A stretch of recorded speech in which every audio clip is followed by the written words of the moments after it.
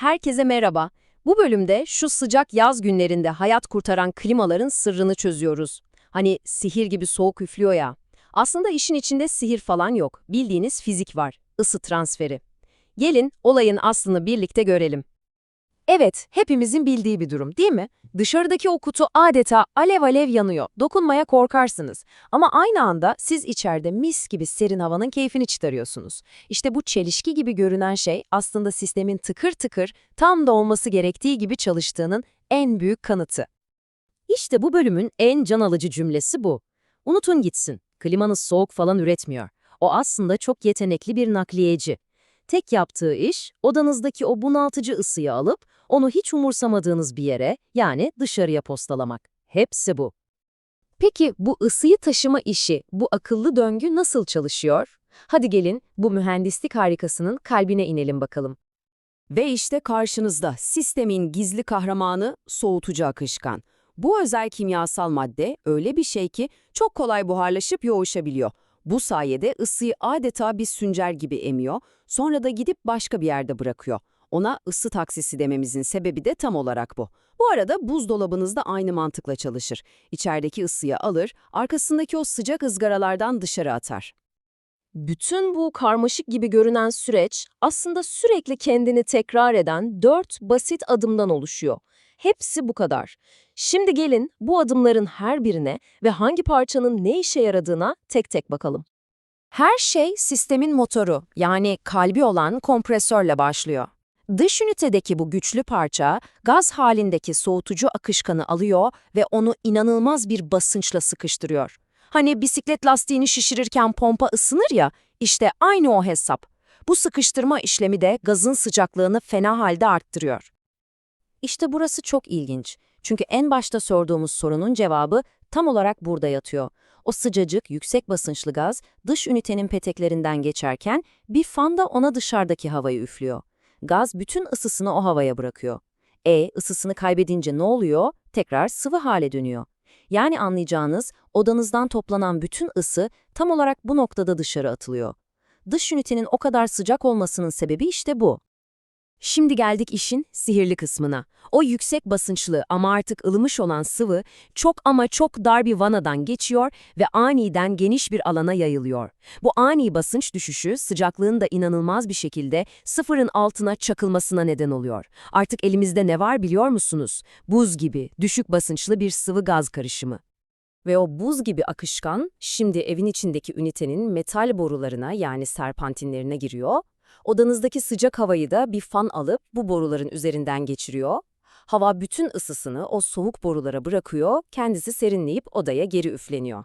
Bu sırada ısıyı kapan soğutucu akışkan da ısınıp tamamen gaza dönüşüyor ve döngüye yeniden başlamak için kompresöre geri dönüyor. İşte bu döngü siz klimayı kapatana kadar durmadan devam ediyor. Tamam, temel döngüyü anladık. Gayet basit aslında. Peki, modern klimaları bu kadar verimli yapan şey ne? Gelin şimdi de inverter teknolojisinin olayına bir bakalım. Eski tip klimaları düşünün. Onlar tam gaz çalışan, sonra aniden duran bir sprinter gibidir. Odayı soğutur, pat diye durur. Oda ısınınca tekrar tam gaz çalışır. Tıpkı trafikte sürekli dur kalk yapan bir araba gibi bu da deli gibi enerji harcar.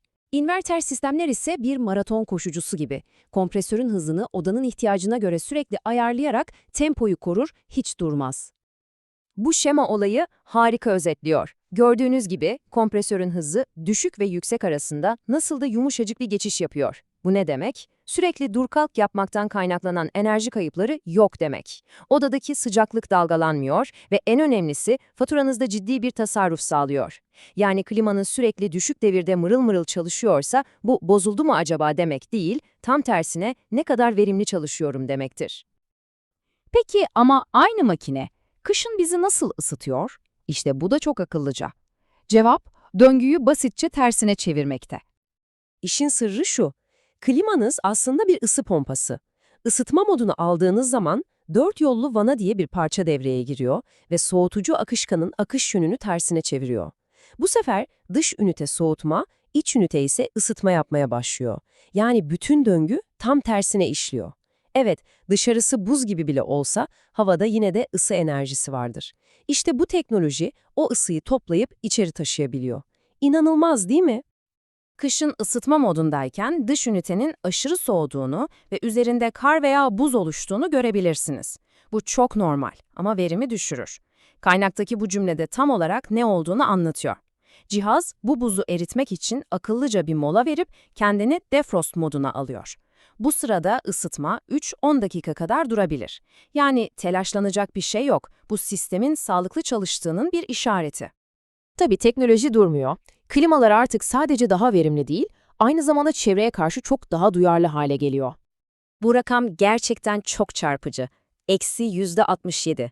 Kaynaklarımıza göre yeni nesil R32 soğutucu akışkan gazı eski tiplere göre %67 daha düşük küresel ısınma potansiyeline sahip. Yani kip değeri daha düşük. Peki bu ne demek? Çok basit. Eğer bu gaz atmosfere karışırsa gezegeni ısıtma potansiyeli eskiye göre 1/3 oranında daha az demek. Bu çevre için atılmış dev bir adım. Ve geldik en son yeniliklerden birine, hibrit sistemler.